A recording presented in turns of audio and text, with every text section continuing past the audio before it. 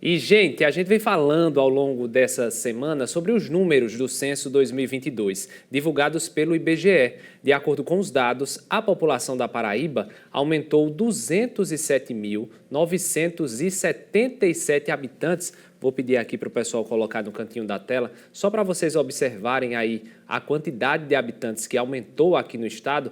Nós estamos pertinho de atingir 4 milhões de habitantes aqui na Paraíba. E para falar sobre os impactos sociais desses números, nós convidamos o mestre em Economia e doutor em Administração, Jonathan Brito. Boa noite, professor. Seja bem-vindo aqui ao ITN. Boa noite, Felipe. Boa noite a todos que nos assistem. É um prazer estarmos aqui hoje para conversar um pouco sobre coisas que são importantes, né? Além da festa, mas também coisas que afetam o dia a dia da nossa sociedade, né? Exatamente. Professor, para a gente começar, como esses números auxiliam os municípios na criação de políticas públicas e no suporte à população? Então, Felipe, é importante a gente saber que a variação populacional que se dá e verificada a partir do censo, ela mostra mudanças na dinâmica de sociedade, na dinâmica populacional dos municípios, né? Essa dinâmica ela pode afetar o orçamento dos municípios para mais ou para menos, ou não afetar em absolutamente nada, a depender de que faixa, de que nível de alteração da população cada município dispõe.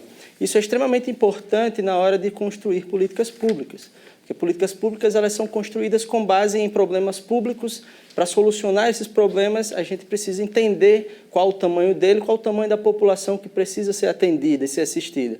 Então, a partir do momento que a gente tem a variação populacional, isso pode modificar toda a dinâmica da estrutura de governo na hora de prestar serviço à sociedade. Isso, professor. E seguindo justamente nesse ponto aí que você colocou, segundo o censo, a população de cerca de 46% das cidades da Paraíba encolheu em 12 anos. E com isso, algumas delas devem receber menos recursos federais, né? Isso. Quando a gente analisa e observa os municípios brasileiros de um modo geral, e assim também como os municípios da Paraíba, boa parte desses municípios eles detêm uma quantidade de orçamento que fundamentalmente vem das transferências intergovernamentais. O que é isso? São transferências, são repasses de recursos que vêm do governo federal e do governo estadual que compõem o orçamento dos municípios. Municípios pequenos, quanto menor o tamanho desses municípios em termos populacional, menor a fatia de repasse desses recursos. Então, e quanto maior o município, obviamente, o contrário, né? Então, eles se enquadram em faixas de coeficientes de transferência. Então, o principal desses fundos de transferência é o FPM.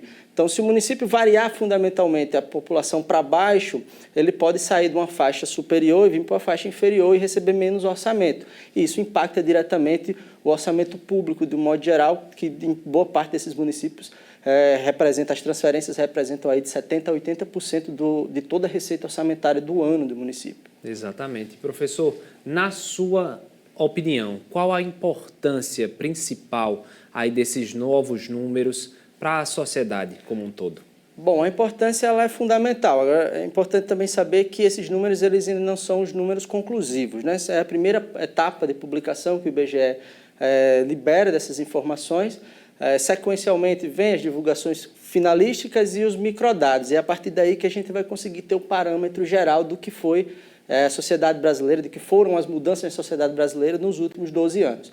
No entanto, é importante salientar que o que é mais importante disso é saber como que ocorreu essa mudança na dinâmica populacional dos municípios. Aqui em Campina Grande, por exemplo, você teve uma expansão significativa do número de imóveis, né, de unidades habitacionais. Salvo engano, algo em torno de 60 mil unidades habitacionais nos últimos 12 anos.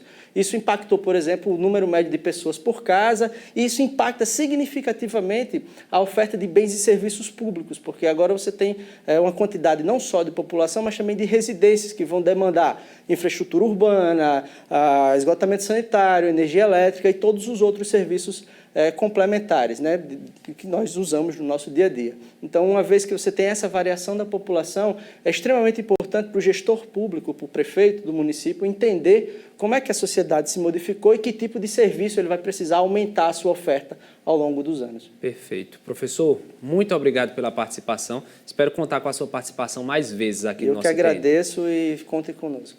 Até a próxima, viu?